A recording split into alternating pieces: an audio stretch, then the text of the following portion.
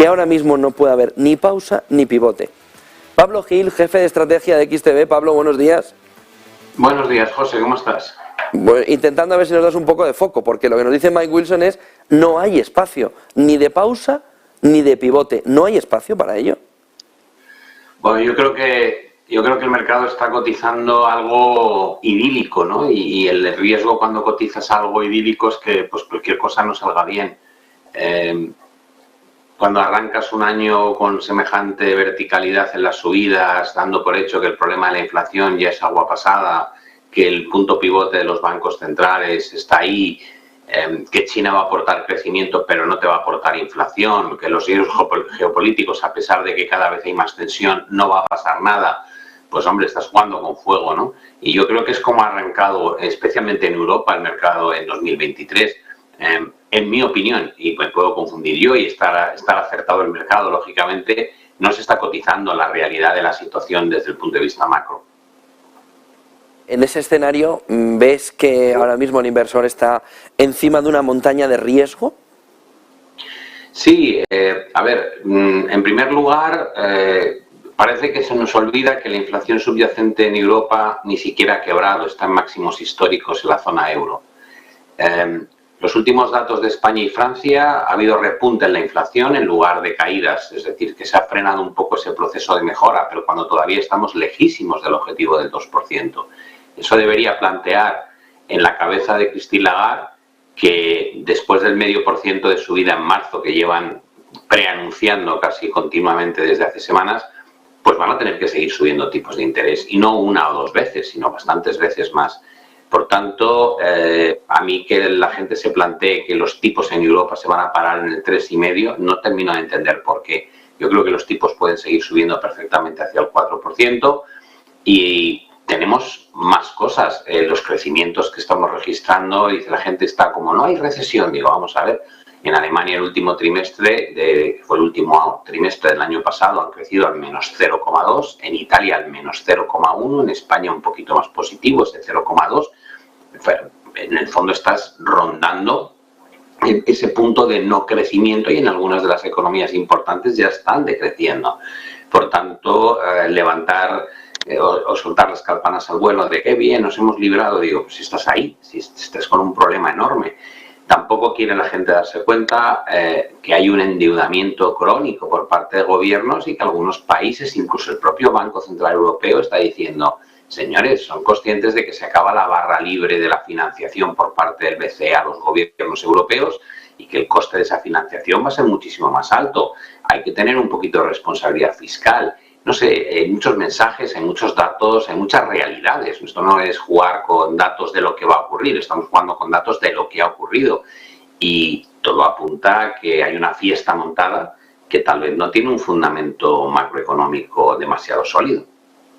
En ese entorno, esta noche ha aparecido sobre todo un movimiento de varios economistas en Estados Unidos que apuntan a que el tema del techo de deuda podría resolverlo por la presión de enviar sobre todo dinero a Ucrania en el momento actual con una venta de oro por parte de la Reserva Federal, por parte del Tesoro, norteamericano. ¿Cómo valoras esa opción que pudiera hacer Janet Yellen, si ves que es una auténtica locura en el contexto actual, sobre todo teniendo la opción de poner reglas de ajuste fiscal, que sería más sencillo, ¿no? En lugar de romper siempre el techo de deuda hacia arriba, pero ese movimiento de venta de oro puede ser un cambio muy importante en Estados Unidos. Yo no creo que vayan a hacerlo. Es cierto que implícitamente uno entiende que el oro suba mucho de valoración, pone de manifiesto hasta qué punto se te está devaluando el valor de tu moneda fiat, ¿no? Yo creo que es una cosa que sí está ahí. Es decir, si el oro sigue subiendo y subiendo y subiendo, la sensación que da es el billete en sí cada vez vale menos. Sería como una forma muy sencilla de entenderse, ¿no? Y tal vez por ahí pues no les interesa que se produzca ese movimiento. Pero es la forma de pensar de Estados Unidos. China piensa de una manera muy distinta. Creo que un país como Estados Unidos, que lleva creciendo la deuda y alcanzando el límite del techo una y otra vez, ha pasado decenas de veces en el último siglo, y en todas y cada una de ellas amplía el techo de deuda. Me cuesta muchísimo entender que no vayan a seguir haciendo exactamente lo que han hecho hasta ahora. Simplemente ampliarlo, y ahora además tienen una manera, como tú decías, muy sencilla, es decir, bueno, es que estamos ayudando a un tercer país, estamos enviando muchísimo armamento y muchísimo apoyo militar que tiene un coste que hay que financiar, y por eso estamos incurriendo. O sea, podrían hasta vendérselo internamente como es por ayudar en la comunidad internacional, por lo que estamos teniendo que llevar a cabo este tipo de gasto extra. Pero la verdad es que me parecería ridículo que la solución sea plantearse vendo oro. Me parece que lo que tienes que hacer es lo mismo que has hecho siempre y luego plantearte si lo que estás haciendo es correcto, ¿no? Que a mí me parece aberrante, ¿no?, que Estados Unidos tenga deudas de más del 135% sobre el PIB en un entorno como el actual. Dices, pero vamos a ver, es que no ha dejado de crecer la deuda ni siquiera cuando vivían ciclos económicos expansivos, y eso sí que es un problema. O sea, que no seas capaz de aprovechar cuando tu economía crece con fuerza para reducir esos desequilibrios fiscales, pues lo que te está indicando es que estás gastando de manera estructural mucho más de lo que ingresas, y no hay, ves el BLS y las proyecciones que tienen para los próximos 10 años y ni siquiera plantean recesión económica, y a pesar de eso va a incrementar el déficit y por tanto la deuda. Por tanto dices, bueno, es que lo que no sois o sea, tenéis que tener una disciplina y una rigurosidad que no tenéis, y eso te está llevando a un modelo tipo japonés, así de sencillo. En ese entorno, dentro de 1 hora y 10 minutos habla Vladimir Putin. ¿Ese cisne negro de los mercados sigue siendo la opción de una guerra con una escalada mayor? ¿Puede a partir de las 10 de la mañana tensionarse mucho la fotografía actual? Digamos que lo que pueda o no pasar por la cabeza de Putin es algo imposible de detectar antes, ¿no?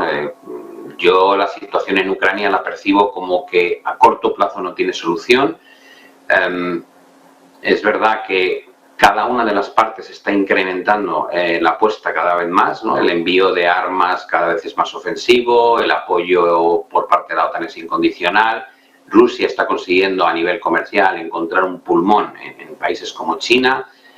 China está demandando ahora más petróleo de lo que ha hecho en los últimos años, y se habla de que China pudiese enviar armas ofensivas también a Rusia. Esa es la gran crítica, y se reunieron el otro día en Alemania por los secretarios de Estado de Estados Unidos y China, y se tiraron los trastos a la cabeza en todo, desde los balones espía, el posicionamiento en torno a Taiwán, las ayudas o no ayudas que están prestando a Ucrania. Es decir, hay un entorno a nivel internacional que yo creo que es muy, muy malo. El hecho de que la Agencia Internacional de Energía Atómica detecte que Irán ha conseguido uranio con una pureza del 84%, y si llega al 90% ya puede fabricar armas nucleares, pues es otro problema que está ahí. La postura de Corea del Norte, lo mismo. Es decir, yo no percibo que haya una relajación en el entorno global, y sin embargo el mercado está actuando como si las cosas que estuviésemos percibiendo en términos de noticias fuesen cada vez mejores y no cada vez peores como están siendo. ¿Cuál es el peor escenario, para terminar, Pablo? Que escale la guerra. Es decir, que se está especulando de que Vladimir Putin podría incluso decir que cambia el acuerdo al que llegaron con las ex repúblicas soviéticas en el 91. ¿Eso nos cambia la fotografía de Ucrania a más países y perjudicaría esa escena, esa fotografía? Yo creo que eso es más propaganda que pueda llevar a cabo Putin de sus intenciones, que si no se plasma en hechos no le daría tanta importancia. Lo que sería evidentemente muy malo es que, como ha dicho Europa, China entrega armas ofensivas a Rusia y decide plantear pues sanciones comerciales. ¿Por qué? Porque todo lo que se traduzca finalmente en un comercio internacional que está lastrado por sanciones, por aranceles, por algún tipo de cambio estructural en la forma en la que hacemos las cosas, va a traer consigo la perspectiva de que vuelven los problemas de inflación, ¿no? Que pueden volver sin que haya realmente un incremento sustancial de las presiones geopolíticas. Puede volver simplemente porque China, al abandonar la política COVID-0, comience a tener un mayor crecimiento económico, y esa es la parte buena, pero tiene la parte mala, ¿no? Que puede encarecer el precio de la materia prima una vez más. Y no olvidemos que no hemos vencido, ni muchísimo menos, al gran problema al que nos enfrentamos, que es la inflación. Por tanto, es como una especie de puzzle donde hay muchas piezas móviles, pero la inflación o sea, la mentalidad de ya estamos a punto de terminar con las subidas de tasas de interés me parece tan pueril. Es una sensación de decir, oye, dependerá de cómo evolucione la inflación. Como la inflación deje de bajar en términos interanuales, los bancos centrales van a seguir subiendo los tipos de interés. Y a partir de ahí retomas otra vez toda la película de qué impacto va a tener eso en una economía, sobre todo en Europa, que está muy, muy débil ya a estas alturas, y en un endeudamiento crónico que se vive prácticamente en todas las economías desarrolladas. Es que no termino de entender de dónde viene esa percepción tan positiva del inversor respecto a lo que se puede esperar este año. Muchísimas gracias, Pablo Gil, jefe de estrategia de XTB. Pablo, gracias por esa fotografía. Buen día y buen negocio. Muchas gracias, José. Igualmente. 8:55 de la mañana, titulares del día.